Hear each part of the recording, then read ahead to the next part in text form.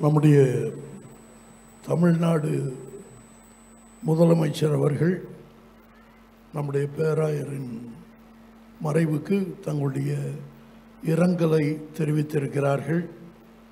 அதை இப்பொழுது வாசித்துவிட்டு அடுத்த நிகழ்ச்சிக்குள்ளே செல்லலாம். தந்தை பேராயர் தயானந்தன் அவர்கள் மறைந்த செய்தி அறிந்து மிகவும் வேதனை அடைந்தேன். பேராயர் தயானந்தன் அவர்கள் தமிழ் கிறிஸ்தவ உலகில் முதுபெரும் தலைவராக உலகத் தமிழ் கிறிஸ்தவர்கள் அனைவராலும் மதிக்கப்பட்டவர். சென்னை குரோம்பேட்டையை தலைமையிடமாக கொண்டு இயங்கி வரும் புதுவாழ்வு ஜெம்ஸ் பேராலயத்தின் நிறுவனரான அவர் ஆசிய சர்வதேச ஊழியர் ஐக்கியத்தின் மூலம் ஆயிரக்கணக்கான கிறிஸ்தவ போதகர்களை ஒருங்கிணைத்து வழிநடத்தி வந்த ஆசிய சுயாதீன திருச்சபைகளின் மாமன்றத்தின் தந்தை பேராயருமாயும் செயல்பட்டவர்.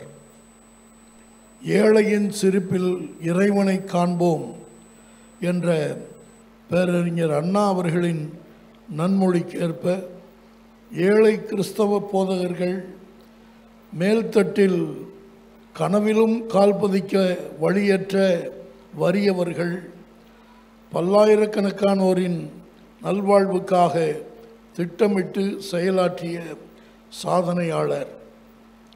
தமிழ்நாட்டின் பல்வேறு கிராமங்கள் மற்றும் நகரங்களில் வாழும் கிறிஸ்தவ ஊழியர்கள் மட்டுமின்றி தேவையென்று வந்து நிற்போரை இன மத வித்தியாசம் பாராமல் கைதூக்கிவிட்ட வள்ளல் அவர். தந்தை பேராயரின் புகழ் இன்னும் பல்லாண்டு காலத்திற்கு மக்கள் மனதில் நின்று நிலைக்கும். தாம் வாழ்ந்த குரோம்பேட்டை பகுதியில் எல்லா தரப்பு மக்களாலும் பெரிதும் மதிக்கப்பட்ட தந்தை பேராயர் தயானந்தன் அவர்களின் மறைவு நாடு முழுவதும் உள்ள ஏழை எளியவர்கள் மற்றும் அனைத்து கிறிஸ்தவர்களுக்கும் பேரிழப்பாகும். அன்னாரை இழந்து தவிக்கும் கிறிஸ்தவ உடன்பிறப்புகள், அவரால் பயனடைந்தோர் உள்ளிட்ட அனைவருக்கும் அவரது குடும்பத்தினருக்கும் எனது ஆழ்ந்த இரங்கலையும் ஆறுதலையும் தெரிவித்துக் கொள்கிறேன்.